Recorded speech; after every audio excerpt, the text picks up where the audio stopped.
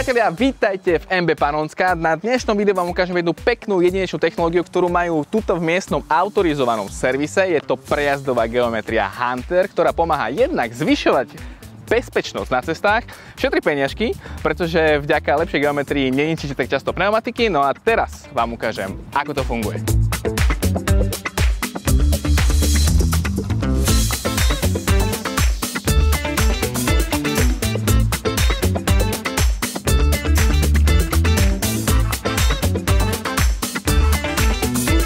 Vedľa mňa sedí teraz Jan Hanister, vedúci popredajných služieb v MB Panonská. Vítaj. Ďakujem. Prosím ťa, vieš mi v krátkosti opísať, že čo všetko tento Hunter QuickCheck vie a čo dokáže pri tom, keď auto cez neho prejde? V krátkosti to popísať je veľmi jednoduché. Tento Hunter nám kontroluje geometriu vozidla a takisto hĺbku dezenu pneumatik, kedy nám vyhodnotí aj v milimetroch. A takisto ju vyhodnotí aj, že či máte zjazdené pneumatiky na pravej, na ľavej strane samotnej tej pneumatiky. Čiže dáva nám to fakt detailný obraz toho, že v akom stave sú vaše pneumatiky a hlavne v akom stave je vaša geometria, že či je ju treba nastavovať, alebo ani sa jej nemusíme dotýkať. Hej?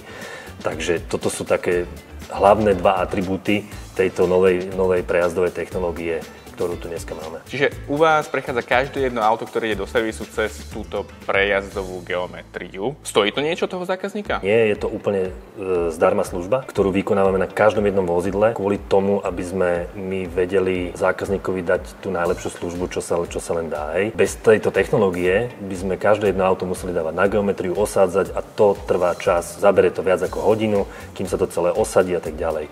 Kdežto táto prejazdová geometria to vyhodnotí okamžite, v podstate v čase a do pol minúty sú výsledky. Čiže zákazník hneď vidí, či jeho autičko je na 100% v poriadku, alebo treba ešte niečo ďalej skontrolovať a môže sa sám rozhodnúť. Samozrejme, či jeho geometria a pneumatiky sú v poriadku. Keď teda vyhodnotí systém, že sa na niečo treba pozrieť, to autičko potom smeruje na tú skutočnú geometriu, alebo aký je postup? Áno, samozrejme, za tým je už potom fáza 2, takzvaná, môžeme to tak nazvať, a to už je osadenie priamo na veľkej geometrii, kde sa to auto už konkrétne presne zmeria. Takisto laserovým spôsobom a kamerami, ktorú si môžeme potom ukázať. Kebyže môžeš povedať divákom, že základná výhoda správnej geometrie a rovnako keď má pneumatiku, ktoré by mal mať na tom aute. To, že máte dobre nastavený volant, nederú sa vám gumy, auto má jazdné vlastnosti také, ako bolo konštruované z fabriky. Bezpečnosť tam, to hádam sa ani o tom nemusíme baviť, pretože pokiaľ máte zlú geometriu a vy na šviklovej vozovke zabrzdíte, tak tá brzdná dráha sa vám niekoľko metrov predĺžuje. Už len pri tej zlej geometrii, hej. Ako náhle vy plúhujete s tými kolesami, idete do nejakého takého drobného slajdu, keď je mokrá vozovka a to auto jednoducho nemá ten grip, prepáčte, že použijem tento výraz, ale je to tak, nemá ten grip taký, ako by malo, keď má tú správnu geometriu a správne pneumatiky, ktoré sú určené pre tú konkrétnu triedu vozidla. Ako to vyhodnocuje ten Hunter, to, že to vozidlo nemá správnu zbiehavosť, respektíve tú geometriu nemá v poriadku?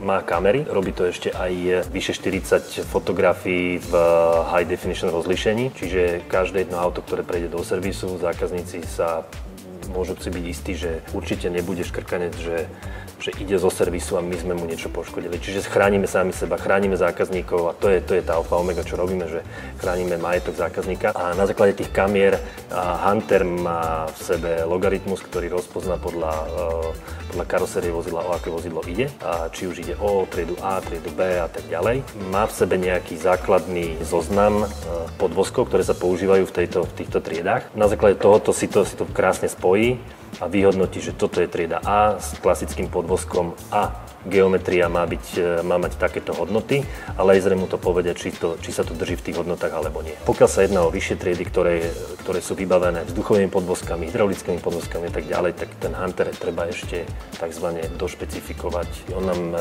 povie, že prešlo nám to takéto vozidlo GLE, ale neviem ti zmerať geometriu, pretože neviem, aký má podvozok. Čiže my ho došpecifikujeme, povieme mu presne, máš tu GLE, je to rok výroby 2020 a má podvozok vzduchový s takýmto kódom. Hunter si zapamätá SPZ a všetky tie špecifikácie. Keď ten zákazník nám príde o pol roka, o rok s nezmenenou SPZ a prejdeme tým autom cez Hunter už to bude poznať. Ono to celé trvá reálne asi 3 sekundy. Hej, keď som správne rátal, jak to auto prejde cez tú bránu a urobí to všetky fotografie, vyhodnotí geometriu a vyhodí na obrazovke, či to auto je na 100%, prípadne sa treba na niečo ešte pozrieť. 3 sekundy prejazd a potom nejakých 20-25 sekúnd, kým to celé on spracuje, vyhodnotí a zobrazí.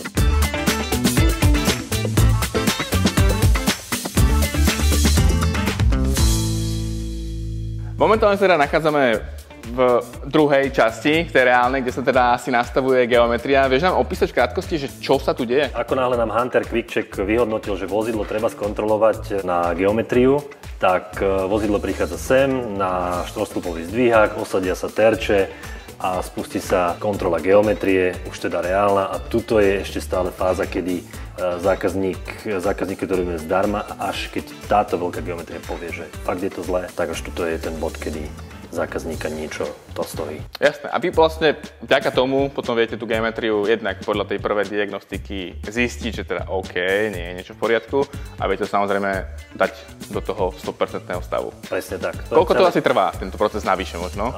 Tento proces navyše osadenie týchto terčov trvá mechanikovi zhruba 5 minút so spustením krídla takzvaného, ktoré zmeria tú geometriu na 100%. O tom to je, že je to efektívny proces od začiatku až do začiatku nastavovania geometrie, kedy my to vieme vyhodnotiť vo veľmi krátkom čase a zákazníka to nemusí absolútne nič stáť. Čiže popri servisnej prehliadke môže teda navyše, povedzme, získať 100% geometriu a zákazník odchádza s autičkom, ktoré vyšlo, povedzme, z tej fabriky.